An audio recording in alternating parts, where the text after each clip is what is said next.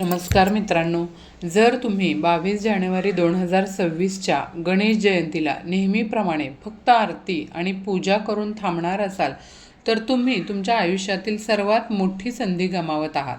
शास्त्रामध्ये आणि प्राचीन हस्तलिखितांमध्ये एका अशा गुपिताचा उल्लेख आहे जो सामान्य माणसाला कधीच सांगितला जात नाही. आजच्या या व्हिडिओमध्ये मी तुम्हाला अशा 2 शब्दांबद्दल सांगणार आहे जे या गणेश जयंतीला बाप्पाच्या कानात बोलताच तुमची कितीही कठीण इच्छा अवघ्या काही दिवसात पूर्ण होईल. तुमचं नशीब कितीही खराब असो, गरिबीनं तुम्हाला घेरलेलं असो किंवा शत्रू त्रास देत असोत, हे 2 शब्द तुमचं संपूर्ण आयुष्य बदलण्याची ताकद ठेवतात. पण हे शब्द कोणते आहेत ते बोलण्याची एक अत्यंत वेगळी पद्धत आहे जी चुकली तर परिणाम मिळत नाही. ते शब्द मी या व्हिडिओमध्ये एका विशिष्ट वेळी तुम्हाला सांगणार आहे, त्यामुळं व्हिडिओ स्किप न करता संपूर्ण बघा. 2026ची ही गणेश जयंती अतिशय खास आहे कारण या दिवशी गजकेसरी योग आणि रवी योग यांचा दुर्मिळ संगम होत आहे. असा योग छत्रपती शिवाजी महाराजांच्या काळात किंवा पेशव्यांच्या काळात जेव्हा आला होता तेव्हा मोठ्या विजयाची प्राप्ती झाली होती. म्हणून या दिवशी केलेले उपाय हे इतर दिवसांच्या तुलनेत 1000 पट अधिक फळ देतात. मित्रांनो, तुम्ही गणपतीच्या मूर्तीकडे नीट पाहिलं आहे का? तर बघा, बाप्पांचे कान मोठे का आहेत याचं कारण तुम्हाला माहिती आहे का? कारण बघा, तो जगाचं दुःख ऐकून घेतो. पण गणेश जयंतीच्या दिवशी रात्री 9:42 ब्रह्मांडात एक असा योग जुळून येतोय जेव्हा बाप्पाचा कर्णद्वार सिद्ध होतोय. तुम्हाला माहीत आहे का गणपतीच्या कानात बोलण्याची प्रथा कुठून आलेली आहे? तर बघा, जेव्हा पार्वतीने गणेशाला सर्व विद्या शिकवल्या तेव्हा तिनं त्याच्या कानात एक बीजमंत्र सांगितला होता. तो मंत्र ऐकल्यावरच गणेशाला विघ्नहर्ता ही पदवी मिळाली होती. तोच क्षण पुन्हा या गणेश जयंतीला आपण कसा अनुभवू शकतो हे मी तुम्हाला आजच्या या व्हिडिओमध्ये सांगणार आहे. बघा, बाप्पाच्या कानात बोलण्यापूर्वी तुम्हाला तुमच्या डाव्या हातात थोडे पिवळे तांदूळ म्हणजेच अक्षदा ठेवायचे आहेत. त्यावर उजवा हात ठेवून 108 वेळा बाप्पांचा जप करायचा आहे. यामुळं तुमच्या हातामध्ये एक ऊर्जा निर्माण होईल. ती ऊर्जा घेऊनच तुम्हाला बाप्पाच्या कानात ते 2 शब्द बोलायचे आहेत. आता आपण पाहणार आहोत ते 2 शब्द कोणते आहेत. पण त्या 2 शब्दांकडे जाण्यापूर्वी तुम्हाला मी 10 असे उपाय सांगणार आहे जे उपाय तुम्हाला तुमच्या बघा, जे उपाय घराची जमीन तयार करतील. जर जमीन सुपीक नसेल तर बी पेरून उपयोग नाही. तसंच जर तुम्ही हे 10 उपाय केले नाहीत तर त्या 2 शब्दांचा प्रभाव पडणार नाही. चला आधी जाणून घेऊयात की 10 उपाय ते कोणते आहेत ते. तर बघा, उपाय नंबर 1, 21 दुर्वांची जुडी. आता बाप्पाला दुर्वा खूप प्रिय आहेत हे सर्वांना माहीत आहे. पण 22 जानेवारीला 21 दुर्वा घेताना त्या जोड स्वरूपात असाव्यात आणि प्रत्येक जोडी अर्पण करताना तुम्हाला ओम गंग गणपते नमः हा मंत्र म्हणायचा आहे. यामुळं बघा, तुमच्या कामामधील जे काही अडथळे आहेत ते अडथळे सर्वप्रथम दूर होतील.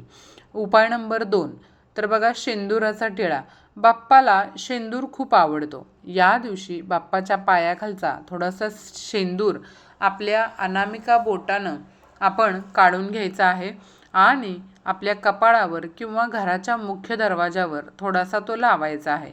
यामुळं काय होईल तर आपल्या घरातील नकारात्मकता आणि दरिद्रता कायमची संपेल. उपाय नंबर 3, गूळ आणि खोबऱ्याचा नैवेद्य. जर तुमच्यावर कर्जाचा डोंगर असेल तर गणेश जयंतीला पिवळ्या रंगाच्या कापडावर थोडं गूळ आणि खोबरं ठेवून बाप्पाला अर्पण करा. नंतर ते गाईला खाऊ घाला. यामुळं धनप्राप्तीचे मार्ग मोकळे होतील. उपाय नंबर 4, लाल जास्वंदीचं फूल. गणपती बाप्पाला बघा लाल रंग प्रिय आहे. बाप्पाच्या हृदयाच्या ठिकाणी एक लाल जास्वंदाचं फूल अर्पण करा आणि तुमच्या मनातील इच्छा बोला. हे फूल दुसऱ्या दिवशी तुम्ही तुमच्या तिजोरीमध्ये ठेवू शकता. उपाय नंबर 5, मोदकांचा संकल्प. जर तुम्हाला शक्य असेल तर 21 मोदकांचा नैवेद्य दाखवा. जर शक्य नसेल तर किमान 5 मोदक गरिबांना दान करा. अन्नाची कमतरता कधीही तुम्हाला भासणार नाही. उपाय नंबर 6, अभिषेक. घरी तुमच्या छोटी मूर्ती असेल तर शुद्ध पाण्याने आणि कच्च्या दुधाने आणि घरातील कलह थांबतात. उपाय नंबर 7, या दिवशी पिवळं वस्त्र परिधान करा आणि बाप्पालाही पिवळं वस्त्र अर्पण करा. पिवळा रंग हा समृद्धीचं प्रतीक आहे. उपाय नंबर 8, तुळशीचं पान लक्षात ठेवा. गणपतीला तुळस अर्पण करत नाहीत, पण गणेश जयंतीला फक्त एकाच रूपात तुळस वापरता येते, ती म्हणजे बाप्पाच्या चरणी ठेवून ती नंतर आपल्या आंघोळीच्या पाण्यात टाकावी. यानं आपल्या शरीरातील रोगराई दूर होते. उपाय नंबर 9, दक्षिणावर्ती शंख. पूजेच्या वेळी गणपतीसमोर दक्षिणावर्ती शंख ठेवा. त्यातील पाणी तुम्ही घरभर शिंपडा, यामुळे लक्ष्मी स्थिर राहते. आणि उपाय नंबर 10 आहे अथर्वशीर्षाचं पठण. या दिवशी 108 वेळा किंवा किमान 11 वेळा श्री गणपती अथर्वशीर्ष पठण करा. यामुळे तुमची बुद्धी कुशाग्र होते आणि निर्णय घेण्याची क्षमता वाढते. आता मैत्रिणींनो, वेळ आलेली आहे त्या सर्वात मोठ्या रहस्याची. बघा, 22 जानेवारी 2026च्या रात्री किंवा संध्याकाळी जेव्हा चंद्रोदय होईल तेव्हा तुम्हाला घरात तुमच्या बाप्पाची मूर्ती असेल तर त्या बाप्पाच्या मूर्तीसमोर जायचं आहे. शांत बसायचं, डोळे मिटायचे, बाप्पाच्या उजव्या कानावर आपला हात ठेवायचा, स्पर्श न करता जवळ धरा आणि अत्यंत श्रद्धेने ते 2 शब्द बोलायचे आहेत. ते 2 शब्द आहेत कोणते ते बघा. सिद्धी बुद्धी. हो, सिद्धी म्हणजे यश आणि बुद्धी म्हणजे विवेक. जेव्हा तुम्ही बाप्पाच्या कानात या 2 शब्दांचा उच्चार करता तेव्हा तुम्ही बाप्पाच्या दोन्ही शक्तींना आव्हान करता. हे शब्द बोलल्यानंतर आपली इच्छा सांगा आणि हे 2 शब्द बाप्पाच्या हृदयातून निघालेले आहेत, त्यामुळं ते थेट त्यांच्यापर्यंत पोहोचतात. हे करताना कोणालाही सांगू नका, हे पूर्णपणे गुप्त ठेवा आणि मग हे तुम्हाला 2 शब्द बोलायचे आहेत. आता बघा, हे 10 उपाय तुमच्या आयुष्यातील अडथळे दूर करतील, पण लक्षात ठेवा की हे उपाय करताना मनामध्ये कोणाबद्दलही वाईट विचार आणू नका. आता आपण त्या क्षणाकडे वळूयात ज्याची तुम्ही अत्यंत आतुरतेने वाट पाहत आहात. पण त्याआधी तुमची जर गणपती बाप्पांवर श्रद्धा असेल तर ती श्रद्धा सिद्ध करण्यासाठी कमेंट बॉक्समध्ये ओम गंग गणपते नमः किंवा श्री स्वामी समर्थ नक्की लिहा. तुम्हाला त्यांचा अनुभव नक्कीच येईल. आता नीट ऐका. 22 जानेवारीच्या रात्री जेव्हा संपूर्ण जग झोपलेलं असेल किंवा शांत असेल तेव्हा तुम्हाला बाप्पाच्या समोर जायचं आहे. हा उपाय तुम्ही मंदिरात जाऊन सुद्धा करू शकता किंवा मंदिरात जाणं शक्य नसेल तर घरच्या घरी सुद्धा करू शकता. बघा, एक दिवा लावायचा आहे गणपती बाप्पांच्या समोर. हातामध्ये थोड्या अखंड अक्षदा घ्यायच्या आहेत, तांदूळ घ्यायचे आहेत. तुमच्या मनातील जी इच्छा आहे ती खूप दिवसांपासून अपूर्ण आहे, ती मनात आपल्याला बोलायची आहे किंवा आठवायची आहे. आता बाप्पाच्या मूर्तीच्या उजव्या कानाजवळ जायचं. आपला उजवा हात ओठांवर ठेवायचा जेणेकरून तुमचा श्वास मूर्तीला लागणार नाही. आता ते 2 शब्द सांगणार आहे. ते शब्द नीट ऐका. ते 2 शब्द आहेत रिद्धी सिद्धी. तुम्हाला वाटलं असेल हे खूप सोपं आहे, पण थांबा, हे फक्त नाव नाही आहे. तर हे शब्द उच्चारताना तुम्हाला तुमच्या जिभेचं टोक पूर्णपणे टाळ्याला लावून अतिशय सूक्ष्म आवाजात हे 2 शब्द बोलायचे आहेत. रिद्धी सिद्धी. रिद्धी म्हणजे समृद्धी आणि सिद्धी म्हणजे कार्यपूर्ती. जेव्हा तुम्ही हे 2 शब्द बाप्पाच्या कानात सांगता तेव्हा तुम्ही बाप्पाला त्याच्या शक्तीची आठवण करून देता आणि नियतीला तुमचं काम करावं लागतं.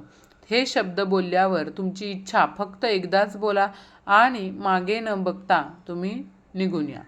तसंच बघा, हे गुपित आज मी तुमच्यासमोर उघड केलं आहे, कारण की मला माहीत आहे की अनेक जण संकटात आहेत.